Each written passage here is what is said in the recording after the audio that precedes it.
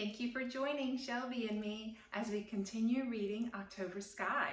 Today we are starting chapter 10 and it is titled Miss Riley, Ox 9 through 11. Okay, let's get started. I have seen the future and it works. 2 weeks ago, this reporter watched as the boys of the Big Creek Missile Agency launched their magnificent creations at their new Cape Colwood range.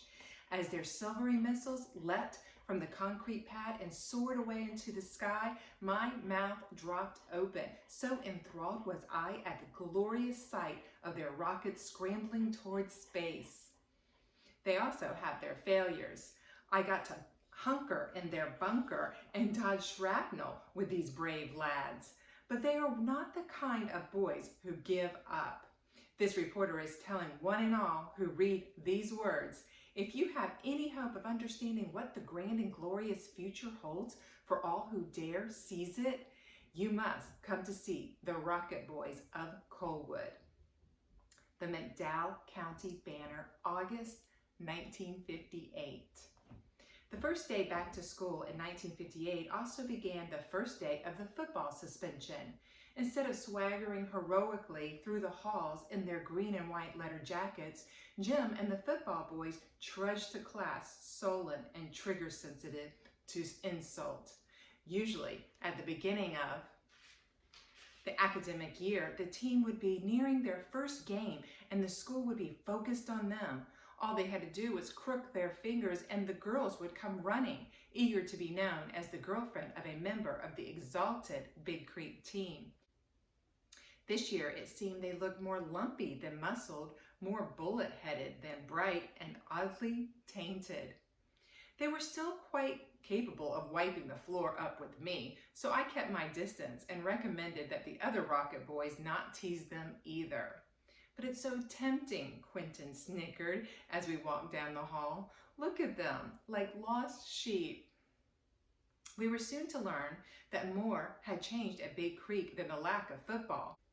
Our teachers sat us down, shut us up, and began to talk rapidly at the blackboard, outlining the courses and what would be expected of us in the new Sputnik-inspired curriculum. Astonishing homework assignments filled our notebooks. Books began to stack up. Mimeographed handouts flew down the aisles. Clutching books and papers, we slogged from class to class, our arms wrapped around the material. The same thing was happening in high schools in every state.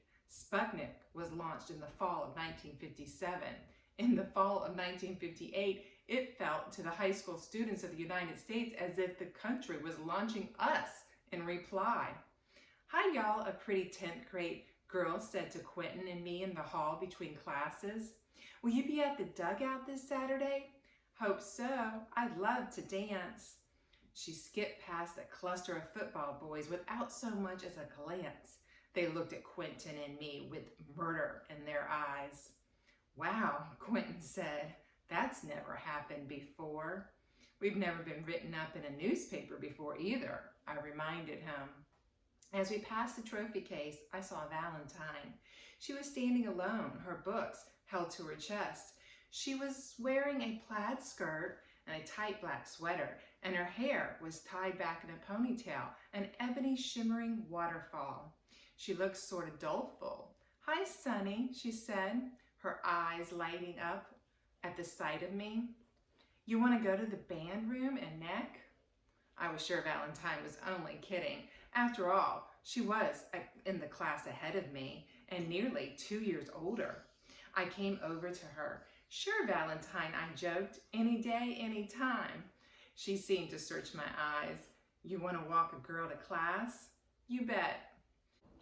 Valentine leaned into me while we walked down the hall. Read about you in the newspaper, she said. I am so proud of you. Would it be okay if I and some of the other girls came over to see you launch your rockets? Valentine forever had the capacity to surprise me. I'd be proud to have you, I told her, and it was the truth. A knot of sullen football boys trudged past us, giving us dirty looks. One of them, Bobby Joe Shaw, bumped Valentine so hard she almost dropped her books. She grabbed his arm and spun him around. Watch where you're going, snot for brains. Like Valentine, Bobby Joe was a senior. I remembered seeing the two of them holding hands in the auditorium the previous year. He had played second string quarterback during the 1957 season, but he threw a mean pass and had a great running game too. His year to shine was supposed to be 1958. Now it was gone forever. Robbing the cradle, ain't ya, Valentine, he said. Don't give me any of your shit, Bobby Joe. Valentine snarled, nearly standing on the boy's toes. He backed off, glanced at me with a look that could kill, and then stalked down the hall. She came back. Bobby Joe or any of those bad boys ever give you junk? Sonny, you come get me. I'll take care of them. At her classroom, she gave me a coy smile. Whenever you're ready to make out, just call me. I'll be there. She gave me a wink and went inside. Quentin came up beside me and helped me watch Valentine to her desk. That is the most prodigious girl in the school, he pronounced. Except for my Dorothy, I had to agree. My heart was thumping in my chest like I'd just run a mile. Coach Gaynor had warned us boys in health class about the hormones that surged through our bodies when we got in high school.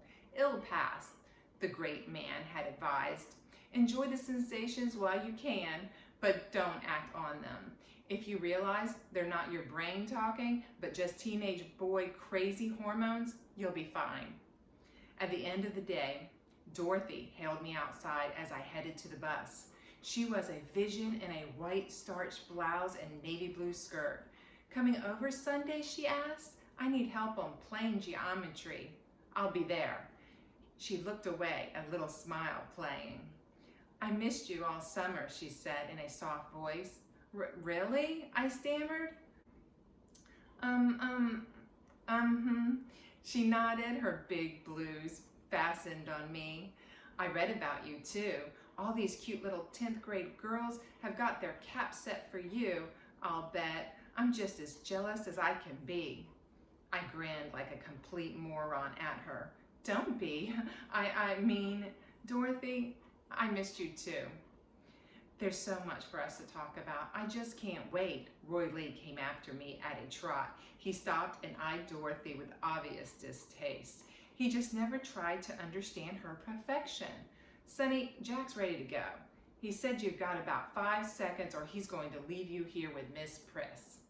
Reluctantly, I followed Roy Lee. I was hoping you'd be over her by now, son, he said. Never, I replied. I waved at Dorothy from the bus. She waved back and then threw me a little kiss. I felt like I was floating the whole trip back to Colwood. Jack had to remind me to get off at my bus stop. I had survived algebra in the 10th grade, barely managing a B after a flurry of good test scores at the end of the school year. But in the 11th grade, I got good scores in plane geometry from the start. For one thing, I was certain its body of knowledge concerning plane curves, angles, and polygons would help me design my rockets. I suspected there were dimensional relationships involved in rocket design, such as a proper ratio between the area of the guidance controlling fins to the area of the casement. But how could I figure out such things? Mr. Hartsfield waved away my questions about how to calculate and compare flat areas, the fins, and curved surfaces, the casement, to first immerse us in Euclidean geometry and all of the axioms and postulates and proofs. Sir, you are asking questions that are more in the nature of analytical geometry and calculus, he said, turning away from the blackboard to eye me over his half glasses. As I recall, you had trouble understanding algebra. And if you didn't understand algebra, Mr. Hickam, you're lost for all time. During a lecture on triangles, I had the sudden insight that there was a relationship between the 3 sides and the angles they formed.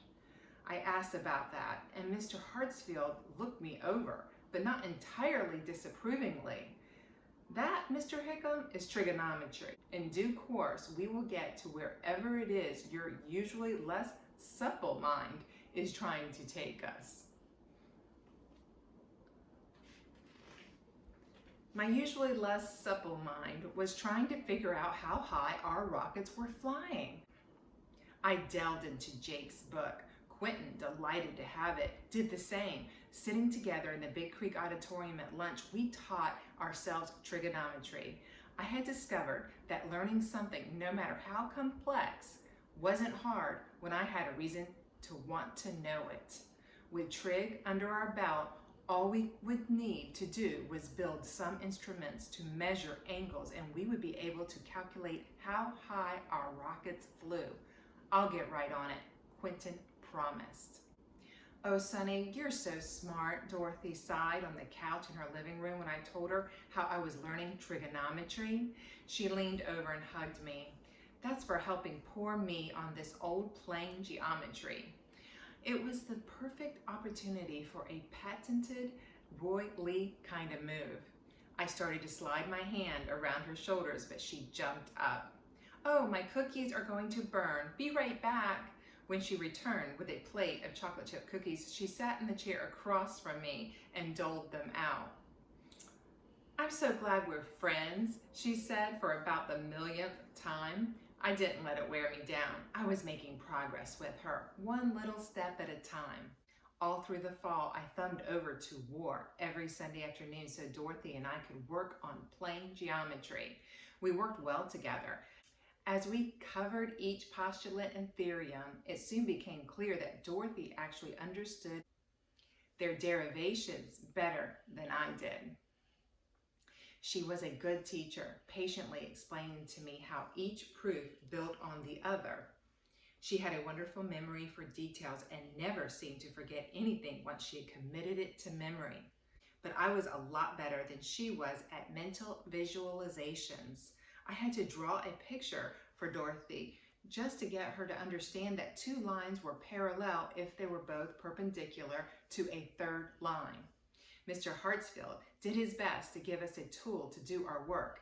Ladies and gentlemen, you must learn deductive reasoning. He caught Roy Lee ogling the girl next to him and threw a perfect chalk strike to the boy's head. Now, sir, let me put a general statement to you, he said to Roy Lee. All human beings have brains. That's my major premise. Do you not agree? Roy Lee rubbed his head, chalk dust sticking to the lacquered day. Yes, sir. Mr. Hartsfield stood and balanced on his toes. And all teenage boys are human beings. That is my minor premise, controversial though it may be. And if my major and minor premise are so, sir, what is your conclusion? Roy Lee wrinkled his brow. That all teenage boys have brains? He finally allowed. Why, yes, my boy, Mr. Hartsfield shouted and bounced a foot off the floor. So what, pray tell, is your excuse? Deductive reasoning was all well and good, but I loved to just let my mind go and soar the endless reaches of space where lines crossed to create points with no dimensions at all and parallel lines intersected in infinity. I started to think a lot about infinity and what it was like there and how all the postulates and theorems and principles were true across all the universe. I lay in my bed at night, Daisy May's head on my feet, and looked up into the darkness and allowed my mind to go wherever it wanted to go. Sometimes when I did that, I actually felt like I was flying, soaring into the night sky over Coalwood and through the dark valleys and mountain hollows that marched away in the moonlight. One night, when I was having one of these visions, I had the startling revelation that plane geometry was, in fact, a message from God.